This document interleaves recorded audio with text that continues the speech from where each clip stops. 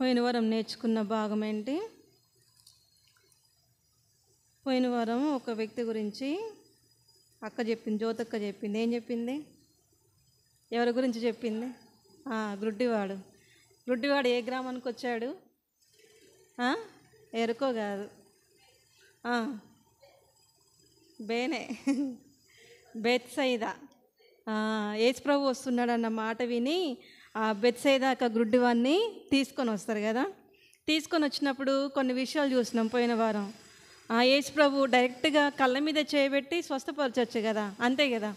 ఈ దినాల్లో ఎవరికైనా ఏమైనా కొంచెం ఒంట్లో బాగా కడుపు నొప్పి అనుకోండి, కడుపు మీద చేయబెట్టుకోండి, ప్రార్థన చేస్తామంటారు.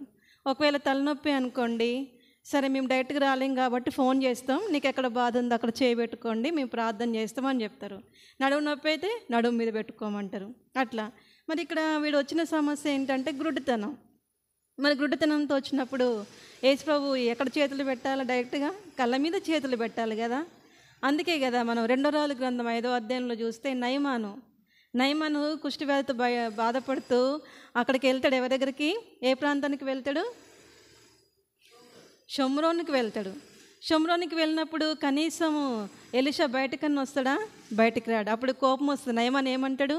ఆయన ఏదో వచ్చి నన్ను బాగు చేస్తాడు అనుకుంటే, తను చేయబెడతాడు అనుకుంటే, చూడండి 2వ రాజులు 5వ అధ్యాయం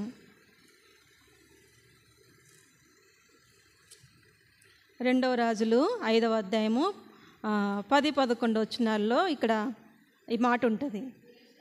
ఎలీషా, నువ్వు యొర్దాను నదికి పోయి 7 మార్లు స్నానము చేయము, నీ ఒళ్ళు మరలా బాగై నీవు శుద్ధుడవగుదని అతనితో చెప్పుటకు ఒక దూతను పంపాను. అందుకు నయమాను కోపము తెచ్చుకొని తిరిగిపోయి ఇట్లా నేను అతను నా యొద్దకు వచ్చి నిలిచి తన దేవుడిని యెహోవా నామమును బట్టి తన చెయ్యి రోగముగా ఉన్న స్థలము మీద ఆడించి కుష్ఠరోగమును మాన్పునని నేను అనుకుంటుని. అంతే కదా. కోపం వచ్చింది నయమానికి.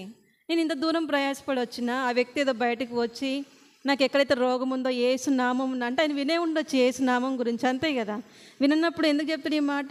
యేసు నామం నన్ను ఉపయోగించిందంటే కొద్ది గొప్ప ఆయన యేసు ప్రభు గురించి తెలుసుకున్న వ్యక్తే అతనని అనుకోవచ్చు మనం. అయితే అతడు బయటకు వచ్చి యేసు నామమున తన చేయి నా దగ్గరకు వచ్చి నిలిచి నాకు ఎక్కడైతే బాగలేదో అక్కడ చేయబెడతాను అనుకుంటే ఏం చెప్పాడు ఆయన?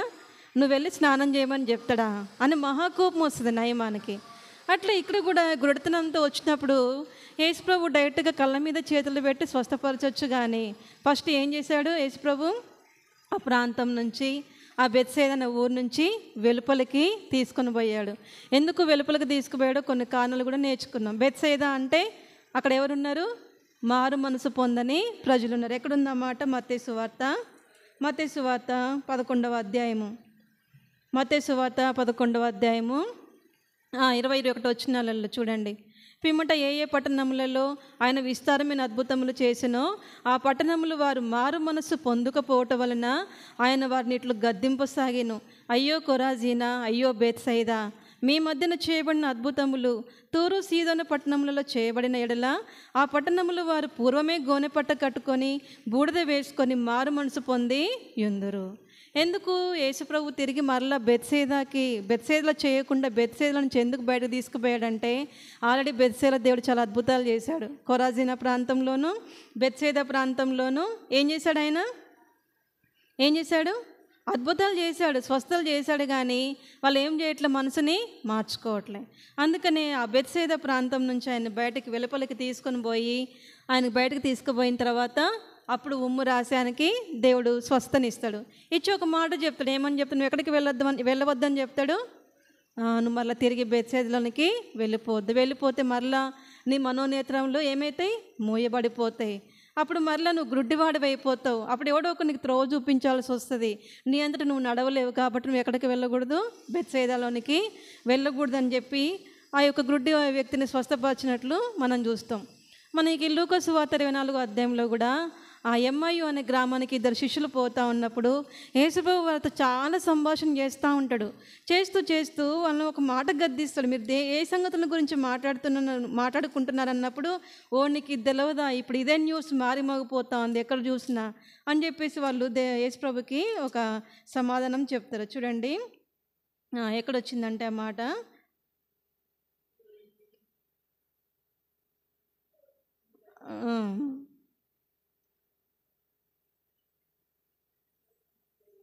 చూడండి 19వ వచనంలో ఇక్కడ యేసుప్రభు వాళ్ళని అడిగినప్పుడు వాళ్ళు ఈ మాట చెప్తారు. ఏమనంటే ఆయన అవి ఏమని వారిని అడిగినప్పుడు వారు నజరేయుడైన యేసును గూర్చిన సంగతులే, ఆయన దేవుని ఎదుటను ప్రజలందరి ఎదుటను క్రియలోను వాక్యంలోను శక్తిగల ప్రవక్తి అయి ఉండెను. మన ప్రధాన యాజకులను అధికారులను ఆయనను ఎలాగూ మరణశిక్షకు అప్పగించి సిలువ వేయించురో నీకు తెలియదా అని చెప్పి ఆయనకి ఈ మాటలన్నీ తెలియజేస్తూ ఉన్నారు. తెలియజేస్తూ ఉన్నప్పుడు ఇక్కడ యేసుప్రభు 24వ వచనంలో ఒక మాట అంటాడు. ఏమనంటే 24-25 వచనాలలో వాళ్ళు చెప్తారు కదా, మాతో కూడా ఉన్న వారిలో కొందరు సమాధి యొద్దకు వెళ్ళి ఆ స్త్రీలు చెప్పినట్టు కనుగొనిరు కానీ ఆయనను చూడలేదని ఆయనతో చెప్పిరి. అందుకైన అవివేకులారా, ప్రవక్తలు చెప్పిన మాటలన్నిటిని నమ్మని మందమతులారా, అగత్యము కాదా అని వారితో చెప్పి వాళ్ళకి కొన్ని ప్రవక్తల గురించి కొన్ని మాటలు, ప్రవక్తలు ఏమైతే ప్రవచించారో అవి అని వాళ్ళకి తెలియజేస్తూ వచ్చాడు. అక్కడ యేసుప్రభు వాళ్ళని ఏమని గద్దిస్తూ ఉన్నాడంటే అవివేకులారా, ఇంకా ప్రవక్తలు చెప్పిన మాటలన్నిటిని నమ్మని మందమతులారా. ఆల్రెడీ యేసుప్రభులో ఉన్నప్పుడు సిలువ వేయబడక మునుపు చాలా మార్లు చెప్పాడు కదా యేసుప్రభు, మనుష్య కుమారుడు అప్పగింపబడిపోతూ ఉన్నాడు, తిరిగి మరలా లేస్తాడు అని చెప్పి చాలాసార్లు చెప్పారు. కానీ వీళ్ళు ఏం చేయట్లేదు, మాటలు ఎందు నమ్మకం ఉంచక ఒకరితో ఒకరు మాట్లాడుకుంటూ ఉన్నారు. అప్పుడు యేసుప్రభు గద్దించిన తర్వాత ఇంకా కొంచెం ముందుకు పోయిన తర్వాత వారి కన్నులు తెరవబడి అని ఉంటుంది 31వ వచనంలో. వారి కన్నులు తెరవబడి ఆయనను గుర్తుపట్టది అంటే అప్పటిదాకా చాలు. అప్పటిదాకా వాళ్ళ కన్నులు తెరవబడి లేవా, చూడట్లేదా? వాళ్ళు చూస్తూనే ఉన్నారు కానీ వాళ్ళు ఏం చేయట్లేదు, యేసుప్రభుని గ్రహించట్లేదు, యేసుప్రభుని గుర్తించట్లేదు. ఒకసారి నేను చాలాసార్లు అనుకునేదాన్ని కదా, ఈ మనోనేత్రాలు మూయబడ్డం ఏంటిదని నాకు అర్థం కాలేదు చాలాసార్లు. అయితే ఒకసారి నాకు నేనే ప్రార్థన చేసుకుంటా ఉన్నా. ఏమనంటే ప్రభు నువ్వు ఇంత అదృశ్య దేవుడిగా ఉంటూ నాతోనే ఉంటున్నావు, నాకు సహాయపడుతున్నా కానీ నేను గ్రహించట్లే, నీ కార్యములు నేను గ్రహించట్లే, నేను గుర్తుపట్టట్లేదు అని ప్రార్థన చేస్తే నాకు అప్పుడు ఈ భావం వెలిగింది. అంటే ప్రభు మనతోనే ఉంటాడు, మనకు అనేక సంగతులు చెప్తాడు, పరిశుద్ధాత్మ ద్వారా బోధిస్తూనే ఉంటాడు కానీ మనం ఏం చేయము, గ్రహించం, గుర్తుపట్టము ప్రభువుని. అదే మనోనేత్రములు మూయబడినటువంటి పరిస్థితి. ఇక్కడ శిష్యులు కూడా యేసుప్రభు యొక్క శిష్యులు, ఆ తర్వాత దేవుని మాటలు వినిన వారే, ఆ యేసుప్రభు చేసిన అద్భుతములు ప్రత్యక్షంగా చూచిన వారే కానీ వాళ్ళు ఏం చేయలేదు, యేసుప్రభుని వారితో పాటు ఉన్న వాళ్ళు ఏం చేయలే, గుర్తుపట్టలేదు. అందుకనే యేసుప్రభు మరలా నువ్వు తిరిగి బెత్సైదాకు వెళ్ళవద్దు, వెళ్ళకుండా నువ్వు నీ ఇంటికి వెళ్ళిపో అని చెప్పి ఆ గ్రుడ్డివాడిని మనం పంపించేసినట్లు మనం చూస్తాం. ఇది గ్రుడ్డివాని యొక్క సంగతులు, మనం పోయిన వారం చూసిన సంగతులు. అయితే ఈ వారంలో ఒక చిన్న మాట చూసుకుందాం మనం. చూడండి, అపోస్తుల కార్యములు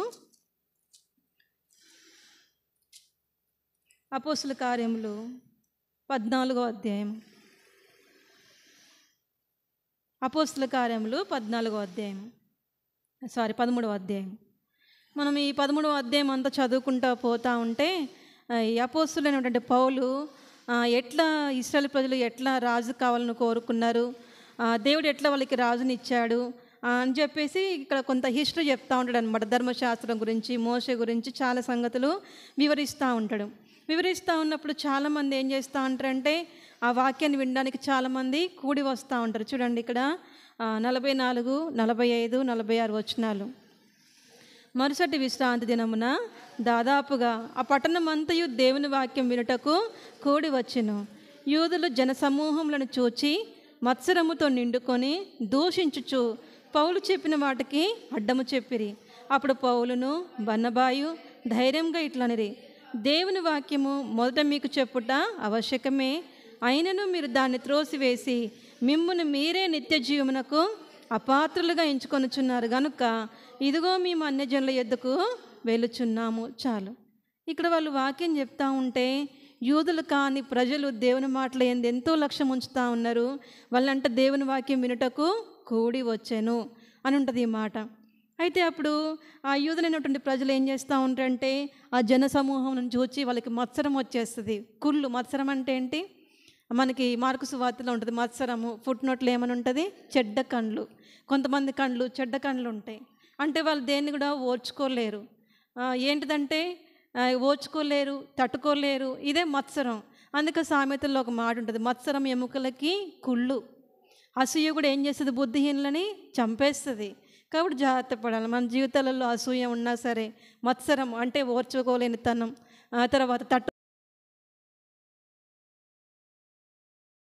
ఇట్లాంటివి ఉంటే మనం చాలా నష్టపోతాం. మత్సరము ఎముకలకి కుళ్ళు, ఎముకలను కుళ్ళ చేస్తుంది, అది ఒంట్లో ఆరోగ్యం లేకుండా చేస్తుంది, మత్సరమే కానీ అసూయే కానీ. అయితే ఇక్కడ ఈ యూదులు ఏం చేస్తారంటే మత్సరముతో అసూయతో నిండుకొని వాళ్ళు ఏం చేస్తూ ఉంటారంటే పౌలు చెప్పిన మాటలకి అడ్డం చెప్తారు. అప్పుడు పౌలు బర్నబాయు ధైర్యంగా ఇట్లా అనేది, మనం నిన్న వాక్యం విన్నాం. ధైర్యం ఎట్లా వచ్చింది వాళ్ళకి? వాళ్ళు ఎటువంటి క్రైస్తవులు? ప్రకటన గ్రంథం 3వ అధ్యాయంలో నువ్వు చల్లగానైనను వెచ్చగానున్ననైనను నువ్వు మేలు, అంతే కదా ఉంది. వెచ్చగానున్న వాళ్ళకి క్వాలిటీస్ ఎట్లా ఉంటాయంటే వాళ్ళు ప్రార్థన చేస్తే జీవం ఉంటుందని, తర్వాత వాళ్ళు వాక్యాన్ని ధైర్యంగా ప్రకటన చేస్తారని చెప్పి మనం నేను రాత్రికాలం ముందు వాక్యం విన్నాం. ఇక్కడ పౌలు బర్నబాలు ధైర్యంగా ఇట్లనేది. వాళ్ళకి ఎట్లా ధైర్యం వచ్చింది? వాళ్ళు యూదులను ఎట్లా అడ్డుకోగలిగారంటే కారణం ఇదే. వారి యొక్క మాటలో కానీ వారి యొక్క ప్రార్థనలో కానీ ఏముంది? జీవం ఉంది. వాళ్ళు ఎట్లాంటి స్థితిలో ఉన్నారు? వెచ్చని స్థితిలో ఉన్నారు, దేవుని కొరకు మంట కలిగిన స్థితిలో ఉన్నారు. అందుకే నాకు అపోస్తల కార్యంలో చాలా మంచిగా అనిపిస్తుంది. అపోస్తల కార్యంలో ఉన్నంత ఉజ్జీవం ఏ గ్రంథంలో మనకి కనబడదు, అంతే కదా. అపోస్తల కార్యంలో వాళ్ళ యొక్క ఉజ్జీవం కానీ, నానాటికి ప్రజలు చేర్చబడమే కానీ, సంఘాలకు క్షేమాభివృద్ధి కలగడమే కానీ, సంఘంలో హెచ్చరిక మాటలు రావడమే కానీ, ఇదంతా ఎట్లా వచ్చింది? వారి యొక్క ప్రార్థన, వారిలో ఉండేటువంటి జీవం, ఉజ్జీవం అన్నమాట. ఇది అపోస్తల కార్యం మొత్తం కూడా ఉజ్జీవంతో నిండినది, అంతే కదా. సంఘం ఎట్లా ఉంది ఆ దినాల్లో? అత్యాసక్తితో ఉన్నారు, ఏక మనసు, ఏక అభిప్రాయం, ఏక తాత్పర్యం కలిగి ప్రార్థన చేశారు. అందుకే గొప్ప కార్యాలు నానాటికి సంఘము ఎట్లా అభివృద్ధి పొందింది. మరి ఈ దినాల్లో మన సంఘాలు ఎందుకు అభివృద్ధి పొందట్లేదు, ఎందుకు విస్తరించబడట్లంటే ఇదే కారణం. మనలో ఎట్లాంటి స్థితి లేదు? వెచ్చని స్థితి, అంటే దేవుని కొరకు రోషము, దేవుని కొరకు మంట, దేవుని యొక్క జీవము మనలో లేని కారణాన్ని బట్టి సంఘం ఈ దినాల్లో ఏం కావట్లే? విస్తరించబడట్లే. సంఘంలో క్షేమాభివృద్ధి కలగట్లేదు. కారణం ఏంటంటే ఇదే కారణం. ఈ దినాల్లో చూస్తే నానాటికి సంఘం అభివృద్ధి చెందుతుందా? అదొక సంగతి పక్కకు పెడితే, ప్రార్థన చేసే సమయంలో ఏక మనసు ఉందా? మనకి లేదు. ఒకళ్ళు ప్రార్థన చేస్తూ ఉంటే ఏకీభవించే స్థితిగతులు ఈ రోజుల్లో లేవు. ఎవరికి వాళ్ళు ప్రార్థన చేసుకోవడం, కూర్చోవడం. ప్రక్కన వ్యక్తి ప్రార్థన చేస్తూ ఉంటే ఏకీభవిస్తే ఎంత బాగుంటుంది. ఆ దినాల్లో వాళ్ళు అదే చేశారు. ఏక మనస్సు, ఏక అభిప్రాయం, ఏక తాత్పర్యం, ఏక భావం కలిగి వాళ్ళు ఏం చేశారు? ప్రార్థన చేశారు. ఒకటే భావం, ఒకటే విషయం, ఒకటే సంగతి, ఐక్యత వారి జీవితాల్లో. ఆ కారణాన్ని బట్టే సంఘాల నానాటికి విస్తరించబడ్డ అనేకులు సంఘంలో చేర్చబడుతూ వచ్చారు. ఇది నెల చూస్తే సంఘాల పరిస్థితి ఏంటంటే ఏక మనసు లేదు, ఒకరి మనసు ఒకరితో కలవట్లేదు, ఐక్యత కలగట్లేదు. ఆ కారణాన్ని బట్టే ఇట్లాంటి పరిస్థితి. అయితే ఈ అపోస్తల కార్యంలో చూస్తే ఈ పౌలు బర్నబాలు ధైర్యంగా యూదులను ఏం చేస్తారు? వాళ్ళు అడ్డుకుంటారు. అడ్డుకొని డైరెక్ట్గా చెప్పేస్తారు, అసలు ఫస్ట్ వాకింగ్ కావాల్సిందే మీకు. ఎవరికి? యూదులకి. యూదులు అంటే ఎవరు? దేవుని ప్రజలే. మీకు వాక్యం తెలిస్తే మీరు ఎందుకు అడ్డుకుంటారు మమ్మల్ని? కాబట్టి ఫస్ట్ వాక్యం అవసరమైందే మీకు. మీరు మమ్మల్ని నిరాకరించారు కాబట్టి మేము అన్యజనుల దగ్గరకు పోతా ఉన్నాం. నిత్య జీవానికి మిమ్మల్ని మీరే అపాత్రులుగా ఎంచుకొనుచున్నారు. ఇది విషయం. ఏం చేస్తానంటే వీళ్ళు మిమ్మల్ని మీరే, దేవుని వాక్యం మొదట మీకు చెప్పుట ఆవశ్యకమే, అయినను మీరు దానిని త్రోసివేసి మిమ్మల్ని మీరే నిత్య జీవనకు అపాత్రులుగా. అసలు కృప అంటే ఏంటి? మనకి చాలాసార్లు కృప గురించి వింటూ ఉంటాం కదా. కృప అంటే అర్థం ఏంటి? మనం దేనికి పాత్రలం కాదో, మనము దేనికైతే పాత్రలం కాదో దానికి పాత్రలుగా చేసేదే కృప. మనము రక్షణ పొందుటకు పాత్రలం కాదు. కారణం ఏంటి? మనం రక్షణ పొందడానికి మనము కారకులు, అంటే మనము ఉపయోగపడే వారమేనా? కాదు. కానీ దేవుడు మనల్ని రక్షణకు పాత్రలుగా చేశాడు, రక్షణ అనుగ్రహించాడు. అంటే మనం దేనికైతే యోగ్యులం కాదో దానికి యోగ్యంగా చేసేదే కృప. మనం నిత్య జీవమునకు అపాత్రులం అయినా సరే ప్రభు ఏం చేశాడు? ఒక పాట ఉంటుంది, అపాత్రులమై ఉన్నట్టి మాకు ఇది నీ వరమేగా అని. ఏం పాట అది? ఓ జగద్రక్షక విశ్వవిధాత పాటలో అపాత్రులమైనట్టి మాకు ఇది నీ వరమే కదా. ప్రభు యొక్క వరమే రక్షణ అనేది, ఆయన యొక్క వరమే, ఆయన యొక్క ఉచితమైనటువంటి వరమే, గిఫ్టే కదా. ఇదే కృప.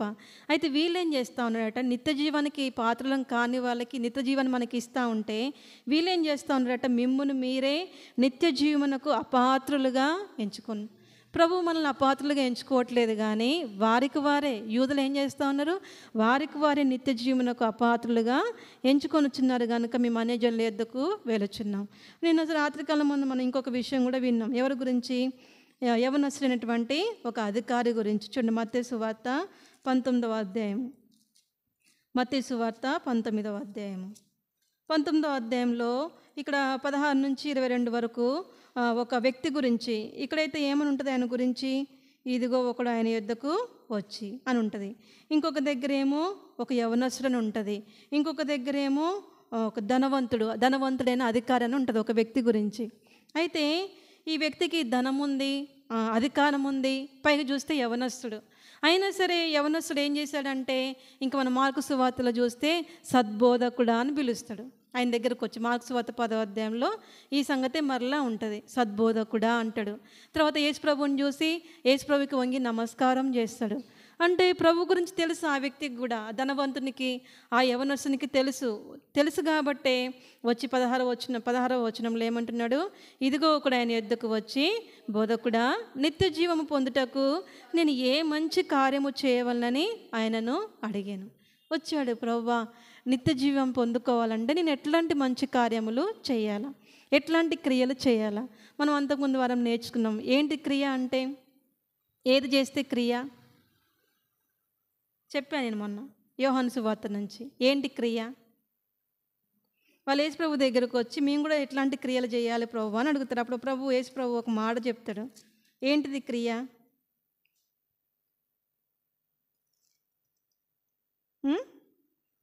యోహాను సువార్త 6వ అధ్యాయము 29వ వచనం, 28, 29. వారు మేము దేవుని క్రియలు జరిగించుటకు ఏమి చేయవాలని ఆయన అడగగా, యేసు ఆయన పంపిన వాని యందు మీరు విశ్వాసం ఉంచుటయే దేవుని క్రియ. అంటే దేవుని మాట యందు విశ్వాసం ఉంచడమే, దేవుని మాటల యందు లక్ష్య పెట్టడమే క్రియ. అయితే ఈ వ్యక్తి కూడా వచ్చాడు, మంచి ఆశతోనే వచ్చాడు, అపేక్షతోనే వచ్చాడు.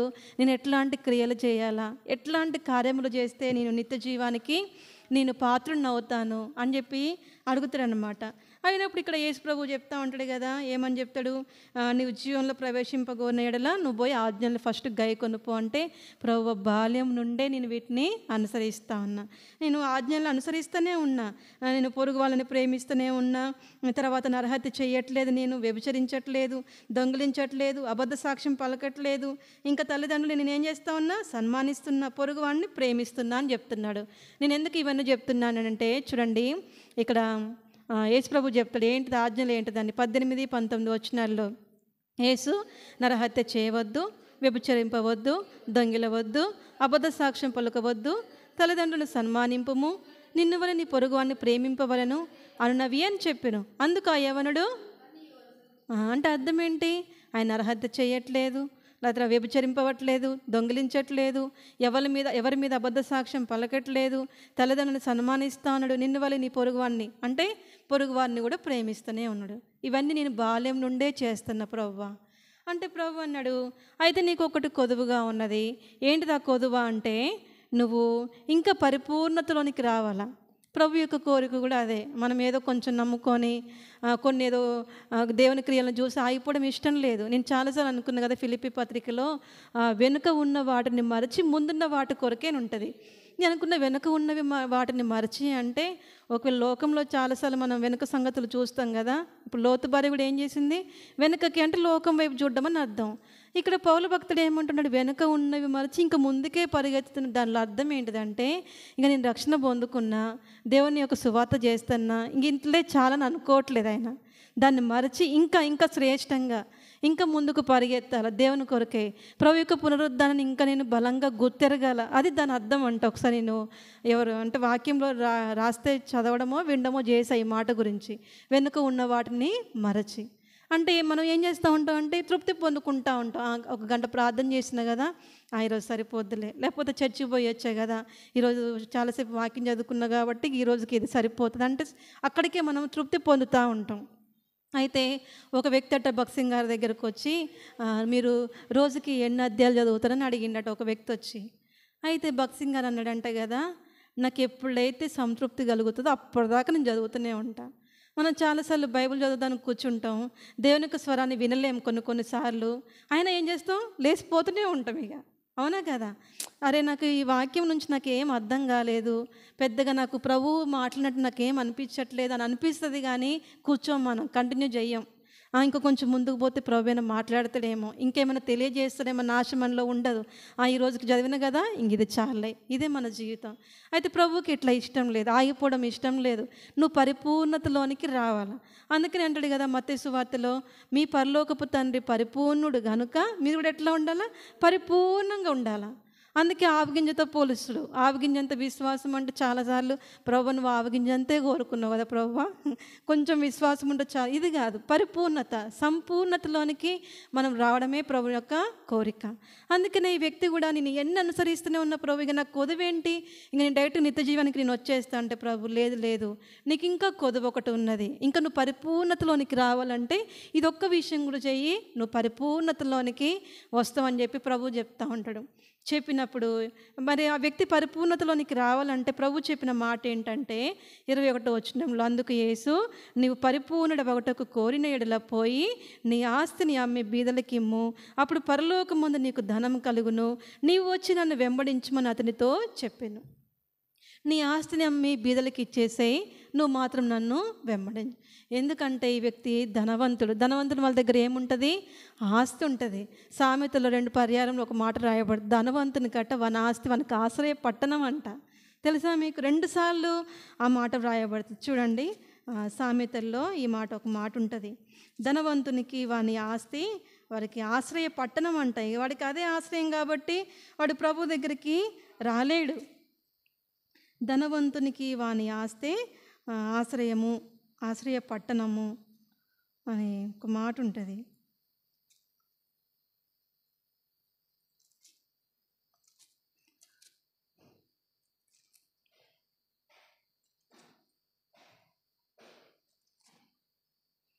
పద్దెనిమిదవ అధ్యాయము, సామెతలు 18వ అధ్యాయము 11వ వచనం ఏముంటుంది?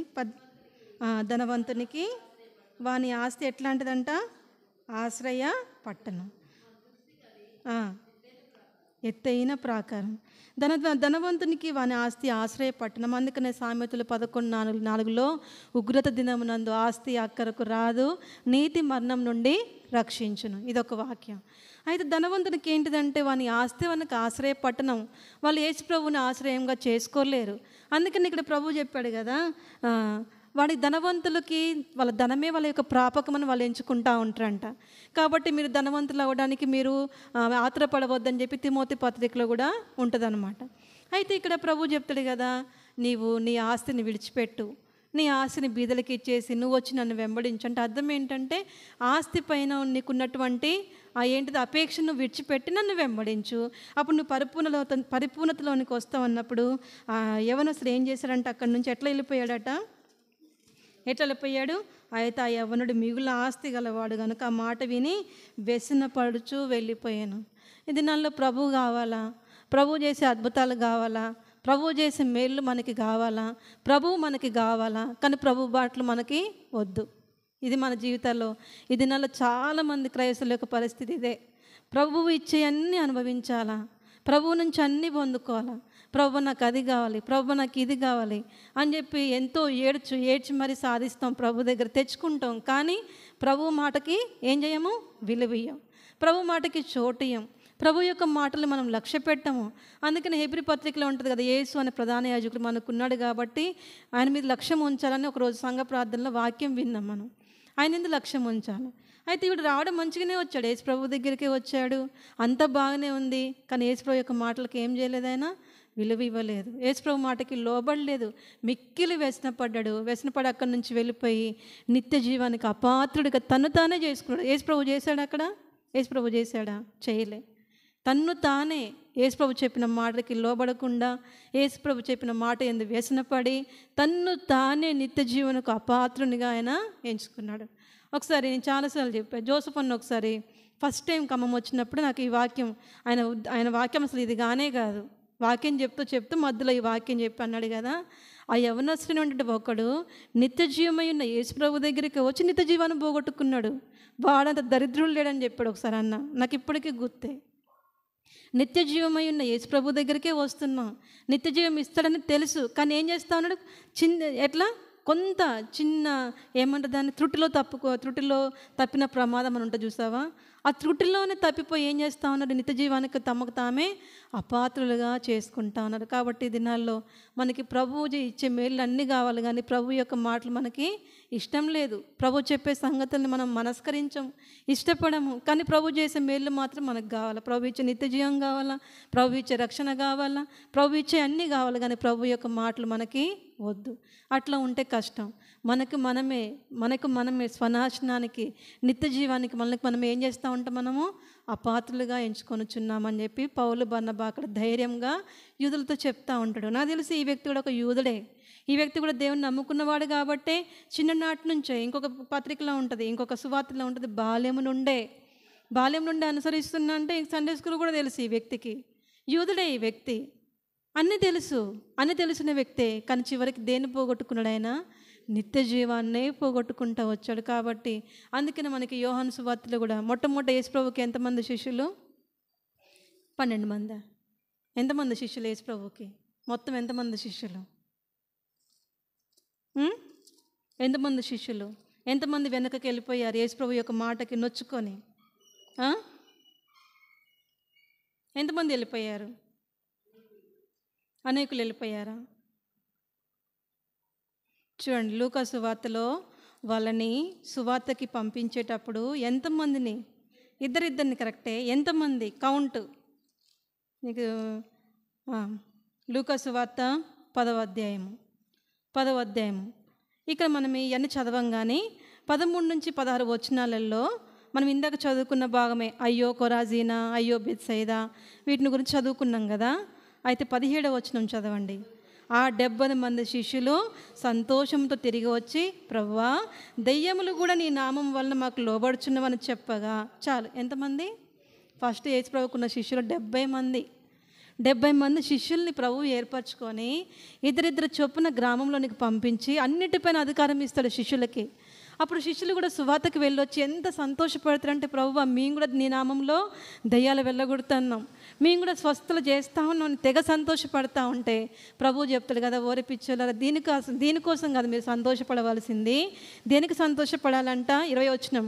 అయినను దయ్యములు మీకు లోబడుచున్నవని సంతోషింపక మీ పేర్లు పరలోకమందు వ్రాయబడి ఉన్నవని ఎంతమంది శిష్యులు ఇప్పుడు యేసు ప్రభువుకి?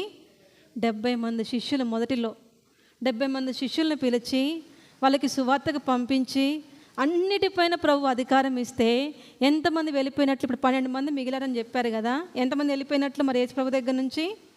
58 మంది వెనుకకు తీశారు. కారణం ఏంటి? ఎందుకు 58 మంది వెనుకకి వెళ్ళిపోయారు? చూడండి, యోహాను సువార్త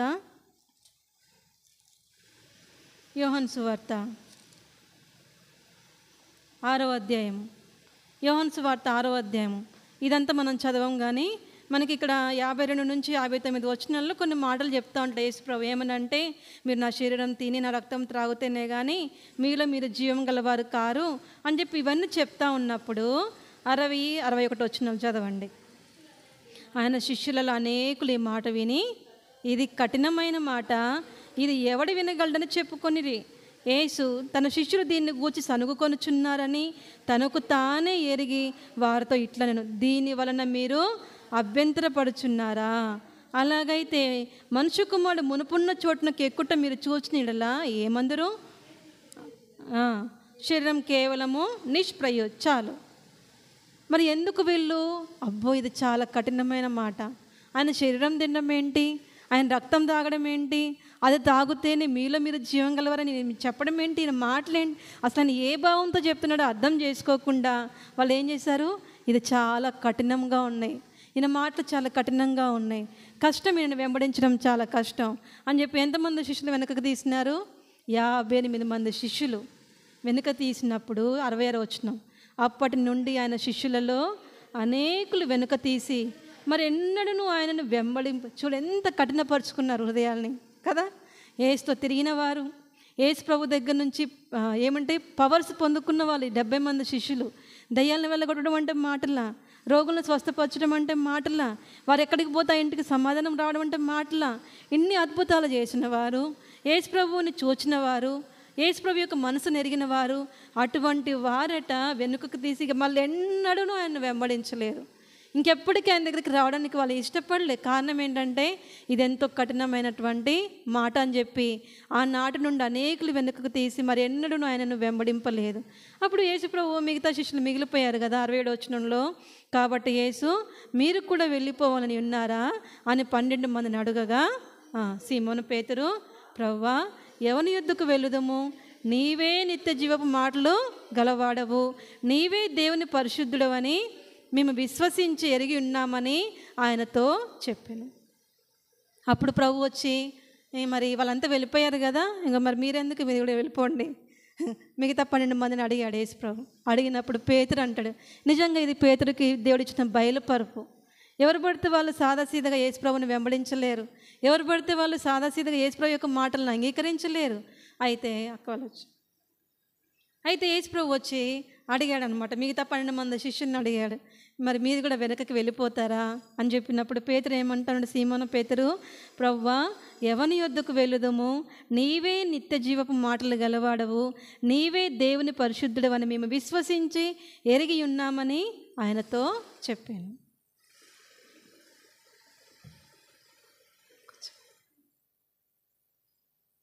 ఇప్పుడు చెప్పండి, ఎంతమంది శిష్యులు ఇప్పుడు యేసు ప్రభుకి?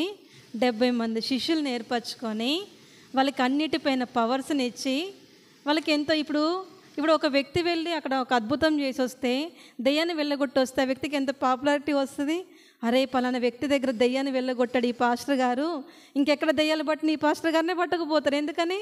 ఈయన ప్రార్థన చేస్తే ఈయన చేతులు పెడితే దెయ్యాలు పోతాయి. అంటే మనిషికి అక్కడ ఏమొస్తూ ఉంది? ఘనత వస్తూ ఉంది. అంత ఘనత అంత మహిమను యేసు ప్రభువు ఇస్తే ఇదెంతో చాలా కఠినంగా ఉంది, ఈయనను వెంబడించడం చాలా కష్టం, ఈయన మనం వెంబడించలేము అని అప్పటి నుంచి వాళ్ళంతా ఏం చేశారు? వెనుకకు తీసి వెళ్ళిపోతే ఒక 12 మాత్రమే మిగిలిపోయి అప్పుడు పేతురు ఏమంటాడు, ప్రభువా ఎవని యొద్దకు వెళ్తాం మేము? నీవే నిత్య జీవపు మాటలు కలవాడు. నిత్య జీవపు మాటలు కలవాడు అంటే అర్థం ఏంటంటే ఆయన మాటలో ఏముంటుంది? జీవం ఉంటుంది. ఆయన ఒక మాట మాట్లాడితే జీవం వస్తుంది. ఎందుకు ఆ దినాల్లో? ఇప్పుడు చూడండి, మనం మత్తయి సువార్త కానీ మార్కు సువార్త కానీ చదువుతూ ఉంటే సీమోను పేతురే కానీ అంద్రయ్యే కానీ యోహాను యాకోబులే కానీ ఆ ధోనిలో వాళ్ళు ఏం చేస్తూ ఉంటారు? చేపలు పడుతూ ఉంటారు, వలలు బాగు చేసుకుంటూ ఉంటారు. అప్పటికి యేసు ప్రభు వాళ్ళ దగ్గర అద్భుతాలు ఏం చేయలేదు, స్వస్థపరచలేదు ఎవరిని. కానీ నోటి మాటతో మీరు వచ్చి నన్ను వెంబడించినంటే బయలుదేరినరా లేదా? నేను వెంబడిస్తాం కానీ నువ్వు మాకు ఒక సూచక క్రియ చేయి, నువ్వు మాకు మేలు చేస్తే నీ దగ్గరకు వస్తాం. ఈ దినాల్లో ఎంతమంది లేరు? అమ్మ యేసుప్రభుని నమ్ముకోండి, యేసుప్రభు దగ్గరికి రండి, యేసుప్రభు నిత్య జీవపు మాటలు గలవాడు అని చెప్తే ఏమంటారు?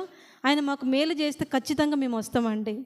కొంతమంది ఏం చేస్తూ ఉంటారంటే కానుకలు పంపిస్తూ ఉంటారు, వేరే వాళ్ళకి ఇచ్చి అమ్మ యేసుప్రభుకి మా కానుక ఇవ్వండి అని చెప్పి మన చేతులకి ఇచ్చి కానుకలు పంపిస్తూ ఉంటారు.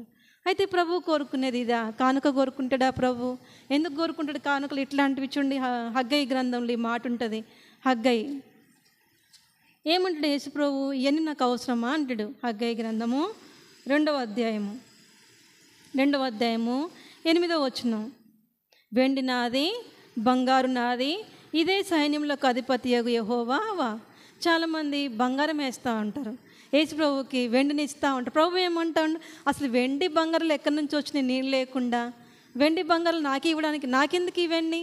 అందుకనే కీర్తనలు 51వ అధ్యాయంలో కూడా దావీదు ఇదేం మాట అంటాడు, ప్రభువా నేను నీ దగ్గరికి ఎట్లా వస్తా? చూడండి, కీర్తనలు 51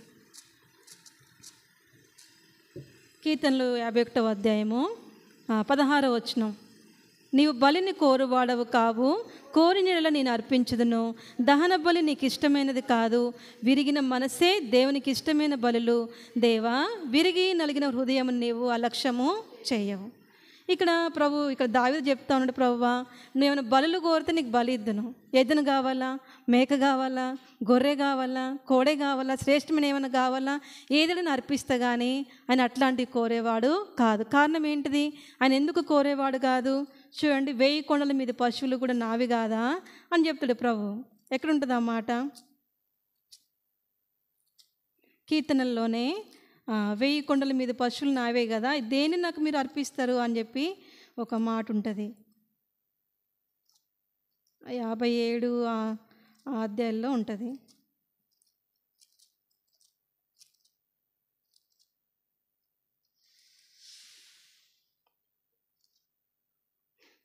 కీర్తనలు 50వ అధ్యాయము కీర్తనలు 50వ అధ్యాయము 9 నుంచి కొన్ని వచనాలు. నీ ఇంటి నుండి కోడెనైనను నీ మందలో నుండి పొట్టేళ్ళనైనను నేను తీసుకొనను. అడవి మృగములన్నీయు 1000 కొండల మీద పశువులన్నీ నావే కదా. కొండలలోని పక్షులన్నిటినీ నేను ఎరుగుదును. పొలములలోని పశువాదులు నా వశమై ఉన్నవి. లోకమును దాని పరిపూర్ణతయు నావే. నేను ఆకలి కొనినను నీతో చెప్పను. వృషభముల మాంసము నేను తిందునా, పొట్టెల రక్తము త్రాగుదునా. దేవునికి స్తుతియాగము చేయము, మహోన్నతునికి నేను మొక్కుబళ్ళు చెల్లించు. ఇంకొక అధ్యాయంలో 1000 కొండల మీద పశువులు కూడా నావే కదా. దేని అర్పిస్తారు మీరు నాకు? చాలామంది వ్యక్తులు ఇట్లనే చేస్తూ ఉంటారు. ప్రభు కొరకై బలులు అర్పిస్తూ ఉంటారు, అది ఇస్తామంటారు, ఇది ఇస్తామంటారు. కానీ ప్రభుకి వేటి ఎందు సంతోషం లేదు, మనం ఇచ్చే బలుల ఎందు సంతోషం లేదు. మన యొక్క వెండి బంగారం ఆయనకి అవసరమైనవి కానే కాదు, వాటి వల్ల ఆయనకు సంతోషం లేదు. కానీ ఏది సంతోషం అంటే ఆయనకి విరిగిన మనస్సే, అంటే హృదయం అనేది ఆయనకి ఇష్టమైన బలి. మన హృదయాన్ని అనికిస్తే ఆయన ఎంతో సంతోషపడతాడు. అందుకని ఇక్కడ మొదట యేసుప్రభుకు ఉన్న శిష్యులు ఎంతమంది? 70 మంది. 70 మందిలో 58 మంది శిష్యులు యేసుప్రభుని వెంబడించలేదు. అబ్బా, ఇది చాలా కష్టంగా ఉంది. ఈ దినాల్లో మనం ఇప్పుడు సండే స్కూల్లో పెడతాం పిల్లలకి, లేకపోతే యూత్ మీటింగే పెడతాం. అరే మీరు ఇట్లా ఉండాలరా, అట్లా ఉండాలా, మీరు గేమ్స్ ఆడొద్దంటే వాడు ఆగుతాడా? ఆడొద్దంటే ఆగుతాడా? నేను అంతకుముందు వారం ఒకటి చూపించా వాళ్ళకి, హబక్కూక్లో చూపించా. సాతాను గాడు పోయిన వారం జ్యోతకు కూడా అదే చెప్తే నాకు భలే సంతోషం అనిపించింది. సాతాన్ అంటే ఏం చేస్తాడంటే ఒక వల వేస్తాడట. వల వేసి గుచ్చి లాగి అందరినీ వాడు వలలో వేసుకొని గంతులేసి సంతోషపడతా ఉన్నాడట. నేను చెప్పాము సండే స్కూల్లో పిల్లలకి, అరే ఆ వల ఏదో కాదురా, ఇంటర్నెట్ వచ్చింది దినాల్లో, అదే వలరా మీకు. వాడు ఏం చేస్తాడంటే మిమ్మల్ని గేమ్లో ముంచేస్తాడు. ఇప్పుడు అమ్మాయిలు అయితే స్నాప్చాట్లు ఆడుతూ ఉంటారు, లేకపోతే యూట్యూబ్లో షార్ట్స్ చూస్తూ ఉంటారు. అరే దాంట్లో మిమ్మల్ని ముంచేస్తూ ఉంటాడు. మీరు దాంట్లో మునిగిపోయినప్పుడల్లా మీకు ఒకటే గుర్తు రావాలి. ఏం గుర్తు రావాలంటే వాడు సాతాను గడేమో సంతోషిస్తున్నట్టు గుర్తు రావాలా, ఆడ యేసుప్రభు మిమ్మల్ని చూసి ఏడుస్తున్నట్టు గుర్తు రావాలని చెప్తే వితిన్ సెకండ్ సండే స్కూల్ అయిపోయింది, ఫోన్లు పట్టుకున్నారు, కంప్యూటర్లో ఆన్ చేశారు. కారణం ఏంటి? కష్టం. యేసుప్రభు యొక్క మాటలు వినడం చాలా కష్టం, ఆయన వెంబడించడం చాలా కష్టం. అబ్బాయిని అన్నీ ఇట్లనే చెప్తాడు, అది చేయొద్దంటాడు, ఇది చేయొద్దంటాడు. ఎట్లా? లోకం నుంచి ప్రత్యేకంగా ఉండమంటాడు, ఎవరితో పడితే వాళ్ళతో కలవద్దంటాడు. ఎట్లా ఇదంతా? అట్లయితే మనం లోకం నుంచి పారిపోవలసిందే కదా, ప్రత్యేకంగా ఎట్లా ఉంటాం? అందుకనే పౌలు భక్తుడు ఇదే చెప్తాడు. ప్రభు ఏం చెప్తాడు? మీరు ప్రత్యేకంగా ఉండమని చెప్తే అట్లయితే మనం ఇంకా ప్రత్యేకంగా డేరాలు వేసుకొని కూర్చోవాలి ఊరు వెలుపల. అంటే అర్థం అట్లా కాదు. అందరితో ఉన్నా సరే మనం ఏం చేయాలి? ప్రత్యేకతని కాపాడుకోవాలి. దేవుని యొక్క పిల్లలంగా మనల్ని మనం రుజువుపరచుకోవాలా. ఇది దేవుని యొక్క ఉద్దేశం. వారిలో నుండి మీరు బయలువెడలి ప్రత్యేకంగా ఉంటే అప్పుడు నేను మీకు దేవుడుగా ఉంటా, మీరు నాకు ఎట్లా ఉంటారు? ప్రజలుగా ఉంటారు. అయితే ఇవన్నీ ఎట్లా ఉన్నాయి? కష్టంగా ఉండి అనేకులు వెనుకకు తీసి మళ్ళీ ఇంకెప్పటికీ ప్రభు దగ్గరికి రావాలంటే హృదయాలని అంత కఠినపరుచుకున్నారు. ఇది నన్ను ఎంతోమంది పిల్లలు, దేవుని యొక్క పిల్లలు అనబడే వాళ్ళు ఇట్లనే ఉన్నారు. దేవుని నుంచి మేలు పొందుకుంటారు, దేవుని మాటలు వినిన వారే, దేవుని యొక్క గొప్పతనాన్ని ఎరిగిన వారే. దేవుడు ఎట్లా సహాయపడతాడు, ఆపదలలో ఎట్లా ఆదుకుంటాడు, మనకి కష్టం వచ్చినప్పుడు వాక్యం ద్వారా ఎట్లా ఆదరిస్తాడు, ఎట్లా ఓదారుస్తాడు. ప్రభు నుంచి అన్నీ పొందుకొని ప్రభు మాట చెప్తే ఆ యవనస్తులాగా వ్యసనం వచ్చేస్తుంది, కోపం వస్తుంది. వీళ్ళు ఎప్పుడు ఇట్లా చెప్తూ ఉంటారులే, ఇదేమైనా జరిగే పనేనా? ఫర్ ఎగ్జాంపుల్ ఇప్పుడు మనమే ఉన్నాం, చర్చికి చాలామంది వస్తారు, కానీ ఇప్పటికి కూడా ఏం చూస్తారంటే మంచి రోజులు చూస్తూ ఉంటారు, ముహూర్తాలు చూస్తూ ఉంటారు. ఇప్పుడు ఆదికాండం 1వ అధ్యాయం మనం మొత్తం చదివితే దేవుడు పగలు చేశాను, రాత్రి చేశాను, ప్రతిది కూడా ఎట్లా చేశాడు? మంచిదిగా చేశాడు. ప్రతిరోజు మంచిదే మనకి. ఆదికాండం 1వ అధ్యాయంలో దేవుడు సృష్టిని చేసినప్పుడు మొదట ఏం చేశాడు? సృష్టిలో మొదటి భాగం ఏంటి? సృష్టిలో మొదటి భాగము వెలుగును చేశాడా? చదివావా నువ్వు ఆదికాండం 1వ అధ్యాయము? భూమి ఆకాశములను ఫస్ట్ భూమి ఆకాశములను సృజించి, మరి మొత్తం చీకటే కదా, అప్పుడు వెలుగుని చీకటిని వేరుపరిచి అప్పుడు ఒక దినం అయిపోద్ది. అది ఎట్లా ఉంది? మంచిదిగా ఉన్నట్టు దేవుడు చూచెను. అన్ని రోజులు మనకి ఎట్లాంటివి? మంచివే. తర్వాత గలతీ పత్రిక 4వ అధ్యాయంలో కూడా ఉంటుంది, మీరు మూలపాటలను తట్టు తిరగద్దు, మీరు ఇప్పటికీ అమావాస్య దినములు ఉత్సవకాలను చూస్తూ ఉన్నారు కదా, అట్లాంటివి చేయకూడదని చెప్తాడు ప్రభు. మనం ఇదే వాక్యాన్ని ఇట్లా కూర్చోబెట్టి చెప్తే చాలామందికి ఏమొస్తుంది? కోపం వస్తుంది, వ్యసనం వస్తుంది. వాక్యం అంతా చెప్తారు కానీ మంచి రోజు చూడకుండా ఎట్లా చేస్తాం? మంచి రోజు చూడకుండా బయటకు ఎందుకు వెళ్ళకుండా ఉంటాం? నేను పొద్దుటే ఒక సంగతి చూసా, నిన్న పొద్దుట వాకిలి ఉడిచిదాన్ని బయటకు పోతే ఒక వ్యక్తి బయటకు వస్తున్నప్పుడే ఇంట్లో నుంచి గబుక్కుని ఎవరో దుమ్మారు. ఆ వ్యక్తి కూడా కనబడలే. తుమ్మేసరికి వెళ్ళి ఎవడో తుమ్మాడరా నాయన అని చెప్పి లోపలికి వెళ్ళిపోయాడు వెనకకి. అంటే తుమ్మితే ఏమైనా అవుతుంది. ఆ వ్యక్తి కూడా ఎదురుగా లేడు పాపం, ఎక్కడ తుమ్మాడో తెలియదు, సౌండ్ మాత్రమే వినిపించింది. వెంటనే బయటకు వచ్చిన వ్యక్తి లోపలికి వెళ్ళిపోయాడు. అట్లా భయపడతాం. ప్రభు ఏం చెప్తా ఉండే మనకి, ఇవన్నీ కూడా ప్రతిదీ మంచిది. దేవుడే మనకి అన్ని సహాయపడతా ఉన్నప్పుడు మనుషులు మనల్ని ఏం చేయలేరు కదా. ఇట్లాంటి విషయాలు మనం దేవుని మందులో కూర్చోబెట్టి చెప్తే వాళ్ళకి ఎక్కడలేని కోపం వస్తుంది. మంచి రోజు చూడకుండా ఎట్లుంటారు, మా తాతల కాలం నుంచి వచ్చిన ఆచారం అది, వీళ్ళు ఇంతే చెప్తారు, వీళ్ళకి అనుభవం ఉందా పాడుందా, పెద్ద చెప్తూనే ఉంటారు అని చెప్పి ఏం చేస్తారు, కోపగించుకొని మళ్ళీ ఎప్పటికీ ఇక్కడికి రాను కూడా రారు. ఇక కారణం ఏంటి, హృదయాన్ని కఠినపరుచుకుంటారు. దేవుని మాటలు అబ్బాయి ఎంతో కష్టంగా ఉన్నాయి అని చెప్పి ఆయన వెంబడించక 58 మంది శిష్యులు ఆరంభంలోనే సాక్షాత్తు యేసు ప్రభుతో ఉన్నవాళ్ళు. యేసు ప్రభు యొక్క నోటి మీద ఎట్లాంటిది ఉందంట, కీర్తనలో ఉంటుంది, దయారసం పోయబడి ఉన్నది. ఇంకా లూకాసు వార్తలో ఆయన దయగల మాటలకు ప్రజలు ఆశ్చర్యపడి అనేకులను ఆయన ఆకర్షించుకున్న ఆయన మాటలలో దయ ఉంది. ఎట్లా దయ ఉందని చెప్పగలుగుతాం? లూకాసు వార్త 19వ అధ్యాయంలో ఎవరి గురించి ఉంటుంది మనకి? లూకాసు వార్త 19వ అధ్యాయంలో జక్కయ్య. ప్రతి మనిషి కూడా పాపి అయిన జక్కయ్యకి ఏం పేరు పెట్టారు? వీడు పాపి. ఎందుకని? వాడు అనవసరంగా ట్యాక్స్ని వసూలు చేస్తూ ఉన్నాడు, వీడి దగ్గర ఏం లేదు, నిజాయితీ లేదు అని చెప్పి వాడికి ఒక పేరు పెట్టేశారు జక్కయ్యకి. ఏమని? పాపి అయిన జక్కయ్య. అయితే ఆ ఇరుకు ప్రాంతానికి యేసుప్రభు మొట్టమొదటిసారిగా వస్తూ ఉన్నప్పుడు ఈ జక్కయ్య ఏం చేస్తాడంటే, అసలు ఎవరో ఈ యేసుప్రభు, ఈయన వస్తుండంటే చాలామంది గుంపులు కూడుతూ ఉన్నారు, అసలు ఏముంది ఈయనలో చూద్దామని చెప్పి పొట్టివాడు జక్కయ్య చాలా పొట్టివాడు. మేడి చెట్టు ఎక్కుతాడు యేసుప్రభుని చూడ్డానికి. మేడి చెట్టు ఎక్కి చూస్తూ ఉంటాడు. ఇలా యేసుప్రభు రానే వస్తాడు, పైకి చూస్తాడు, జక్కయ్య అంటాడు. ఇంతవరకు ఆ ప్రేమ ఎక్కడ చూడలేదు జక్కయ్య. అందరూ ఏమని పిలుస్తూ ఉన్నారు? వీడు పాపి అయిన జక్కయ్య. వాడిని నీచంగా చూస్తూ ఉన్నారు జక్కయ్యని. యేసుప్రభు తెలియదా వాడు పాపి అయిన జక్కయ్య పాపి అని తెలియదా? అనవసరంగా ట్యాక్స్లు వసూలు చేసిన తెలియదా? ఆయన యేసుప్రభు ఏమని పిలిచాడు? జక్కయ్య త్వరగా దిగు, నేను నీ ఇంటికి వస్తా. పాపి అని ఇంట్లో ఎవరైనా వస్తారా? పాపి అని ఇంట్లోకి రావడానికి ఇష్టపడతారా? అబ్బో వాడి ఇంటికి పోతే ఇక నన్ను కూడా అనుమానిస్తారు, వీడి దగ్గరకు వచ్చినోడు కూడా ఇట్లాంటోడే అని చెప్పి ఏం చేస్తూ ఉంటారు, భయపడతారు. అయితే యేసుప్రభు ఏమన్నాడు? జక్కయ్య ప్రేమ, ఆయన దయగల మాటలకి ఆశ్చర్యపడి అనేకులు ఆకర్షితులైపోయారు ఆ దినాలలో. వెంటనే చెట్టు దిగాడు. యేసుప్రభు మాటలు ఏదో గమ్మత్తుంది, ఈయన మాటలు ఏదో ప్రేమ ఉంది, ఇంతవరకు ఎవరు నాకు ఆ ప్రేమను చూపించలేదు, ఆ మాట నేను ఎప్పుడు వినలేదు. కాబట్టి వెంటనే యేసుప్రభుని చేర్చుకున్నాడు. యేసుప్రభు ఏం చెప్పలేదు, జక్కయ్య నువ్వెందుకు ఇట్లా అన్యాయంగా వసూలు చేస్తున్నావు, నువ్వు ఎంత ట్యాక్స్ ఆఫీసర్ అయితే ఇట్లా చేస్తావు అని ఏం చెప్పలేదు. కానీ జక్కయ్యే, ప్రభు నేను ఎవరి దగ్గర అయితే అన్యాయంగా తీసుకున్నానో 4 గంటలు ఇచ్చేస్తాను నేను. ఎందుకు 4 గంటలు చెప్పిండంటే, నాకు తెలిసి 4 గంటలు వసూలు చేసి ఉండొచ్చు, రూపాయికి 4 రూపాయలు వడ్డీ వసూలు చేసి ఉండొచ్చు ఈ ట్యాక్స్ కలెక్టర్. అందుకనే 4 గంటలు వాళ్ళకి తిరిగి చెల్లించేస్తా. కారణం ఏంటి? ప్రభు ఏం చెప్పి రుద్దలేదు. మేము చాలాసార్లు సువార్తకు పోతూ ఉంటే ఒక ఆయన అన్నాడు కదా, చిన్నపిల్లలకు చెప్తా ఉంటే చిన్న పిల్లలు కూడా వీళ్ళు విడిచిపెట్టట్లేదు, మీరు మతంలో కలుపుకుందామని చూస్తూ ఉన్నారని చెప్పి ఆయన వచ్చి అన్నాడు. పిల్లలు మనం ఒక మాట చెప్తేనే మనం వినట్లేదు, ఈ మాటలు చెప్తే వింటారా? దేవుని దగ్గరికి రమ్మని చెప్తే మనం చెప్పినమ్మటే వింటారా? కానీ ప్రజలు ఏం చేస్తూ ఉంటారు, భయపడతా, అమ్మ వీళ్ళు వచ్చి చెప్తే ఇక వీళ్ళు మతంలోనికి వెళ్ళిపోతారు. అంత ఈజీగా వెళ్ళిపోతారా? చెప్పిన వెంటనే జరిగిపోయే పనులేనా ఇవి? కాదు కదా. అయితే ఇక్కడ యేసయ్య మాత్రం జక్కయ్యని పిలిచిన వెంటనే యేసుప్రభు యొక్క ప్రేమను అర్థం చేసుకొని వెంటనే ప్రభువా ఎవరి దగ్గర అన్యాయంగా తీసుకున్నని వెనక్కి చెల్లించేస్తా. అప్పటి నుంచి జక్కయ్య హృదయంలో సంతోషం, జక్కయ్య హృదయంలో నెమ్మది.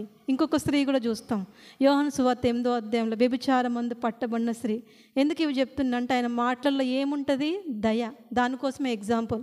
యోహాను సువార్త 8వ అధ్యాయంలో వ్యభిచారమందు పట్టబడిన స్త్రీని వాళ్ళు పట్టుకొని ఉరికిస్తూ ఉంటారు, రాళ్ళతో కొట్టి చంపాలని. ఎందుకు? బైబిల్లో ఉంది అట్లా. వ్యభిచారమందు పట్టబడిన స్త్రీని ఏం చేయాలా?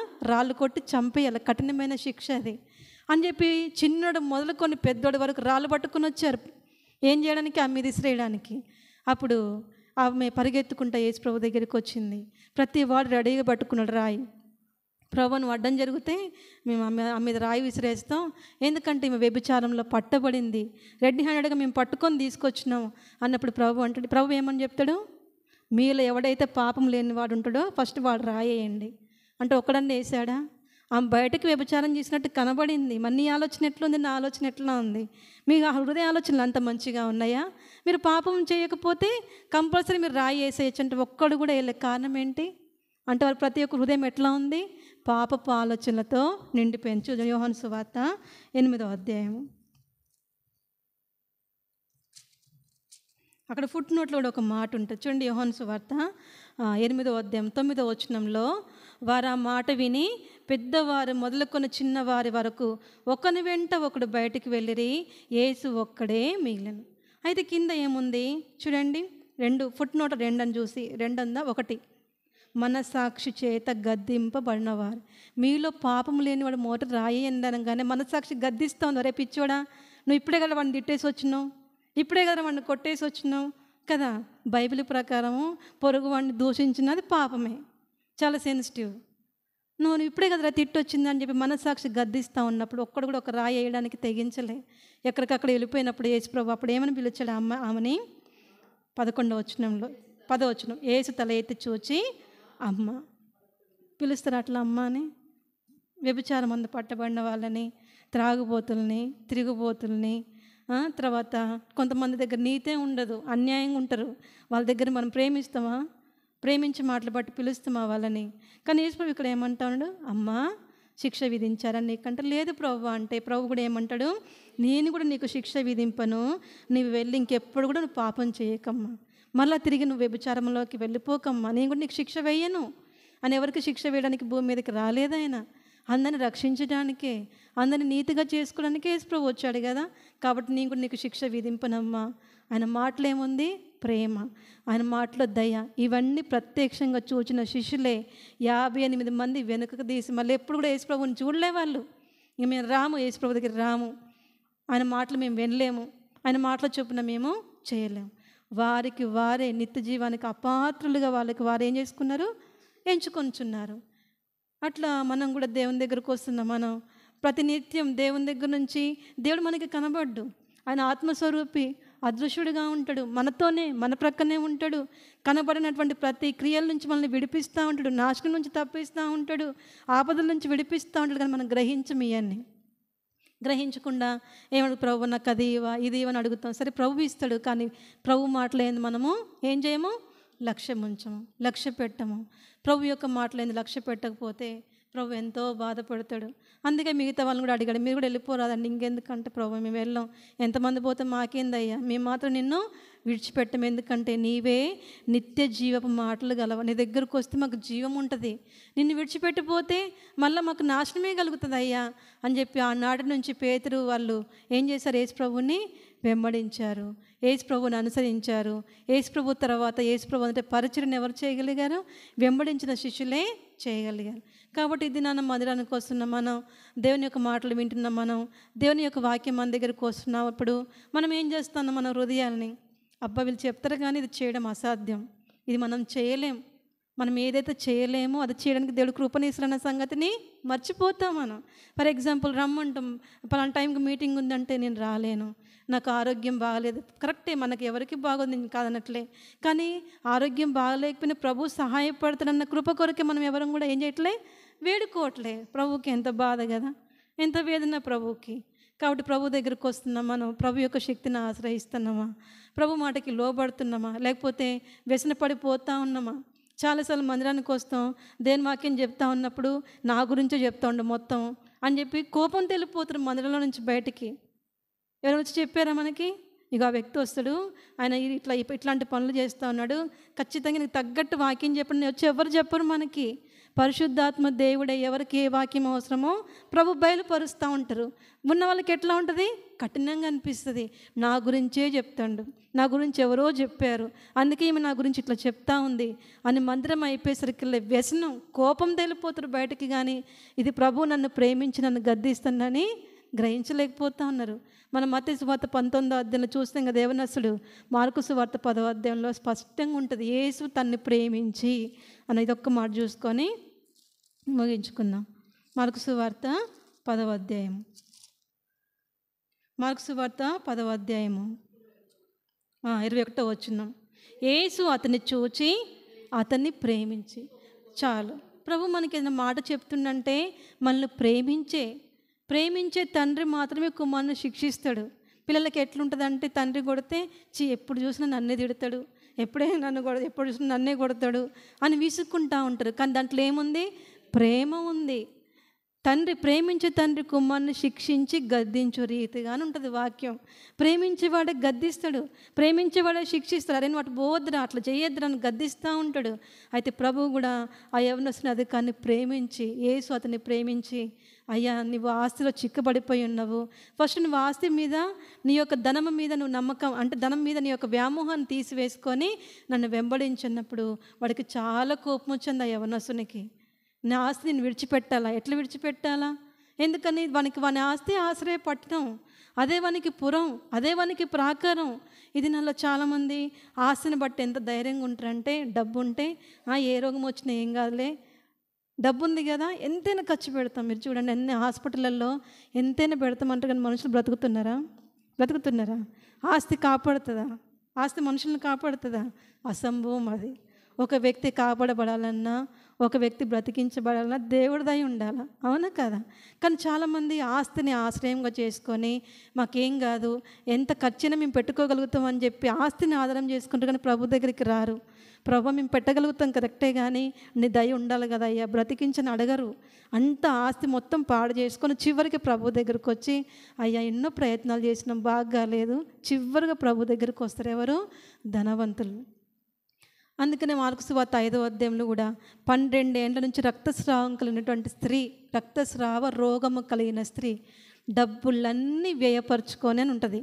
తనకున్నదంతా వ్యయం అంటే ఖర్చు చేసుకుంది, ఎక్కడ తిరిగినా స్వస్థ కరగలే, మరింత సంకటపడిపోయింది, అంటే మరి ఇంకా ఇబ్బందుల్లోకి వెళ్ళిపోయింది. అంతే కదా, బాగా అవుతారని చెప్పి అప్పులు తెచ్చుకుంటారు, ఉన్నంత ఖర్చు పెడతారు. అప్పుడు ఏమైంది వాడికి? ఇంకా ఇబ్బందులోకి వెళ్ళిపోతాడు. ఎందుకు? ఇప్పుడు ఆస్తి కూడా లేదు. ఆ స్త్రీ కూడా అంతే, మరింత సంకటంలోనికి వెళ్ళిపోయింది, ఇబ్బందిలోనికి వెళ్ళిపోయింది. చివరిగా యేసుని గురించి విన్నది. ఒక్కసారి వెళ్ళి ఆయన వస్త్రమన్న ముట్టుకుంటే బాగైపోతున్నామన్న విశ్వాసంతో వచ్చింది. యేసుప్రభు దగ్గరికి వచ్చి బాగైందా? బాగాలేదా? యేసు అందరికీ మేలు చేయించు సంచరించుచుండెను వాక్యంలో ఉంది. ఆయన యుద్ధకు వచ్చువాన్ని ఆయన ఎంత మాత్రం కూడా త్రోసివేయడు. ఇంతకాలం నువ్వు నా దగ్గరికి రాలేదు, ఇప్పుడు నా అవసరం ఉంది కాబట్టి నువ్వు వచ్చినావు, నేను చెయ్యను పో అండు ప్రభు. ఆయన దగ్గరికి రావాలే కానీ, ఆయన ఆశ్రయించాలే కానీ, ఆయన ఏదైనా చేయటానికి సమర్థుడు. మనుషులకు అన్నీ అసాధ్యంగా కనిపిస్తే కానీ మన దేవునికి సమస్తమును సాధ్యమే. ఒకటే చేయాలి, నమ్మాలి, ఆయన నమ్మాలా. నమ్ముట నీ వలనైతే నమ్మువానికి ప్రభు ఇది చేయగలని నమ్మి ఆయన దగ్గరికి వస్తే మన నమ్మకాన్ని బట్టి ప్రభు మనకి సహాయం చేస్తాడు. ప్రభు యొక్క మాటలు మన దగ్గరకు వస్తున్నప్పుడు ఆయన మనల్ని ప్రేమించే మనకి ఇవన్నీ చెప్తున్నాడని గ్రహించి ఆయన్ని వెంబడిస్తే ఒక దినాన్ని మనకి ఏముంటుంది?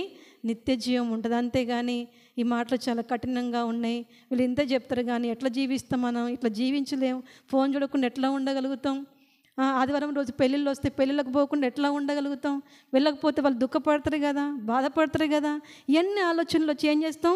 ప్రభుని తృణీకరిస్తాం, ప్రభుని వెంబడించాం. కానీ ప్రభుకి అట్లాంటి వాళ్ళు కాదు కావాల్సింది. ప్రభు మాటకి లోబడితే, ప్రభు మాట వింటే, మాట వినుట ఏ శ్రేష్టం. మనం ఎన్ని కానుకలు ఇచ్చినా, ఎన్ని బళ్ళు ఇచ్చినా ప్రభుకి ఇష్టం లేదు, కానీ ప్రభు చెప్పిన మాట వింటే అదెంతో శ్రేష్టమైనది, ఆయనకి ఇష్టమైనది కూడా. ప్రార్థన చేసుకుందాం.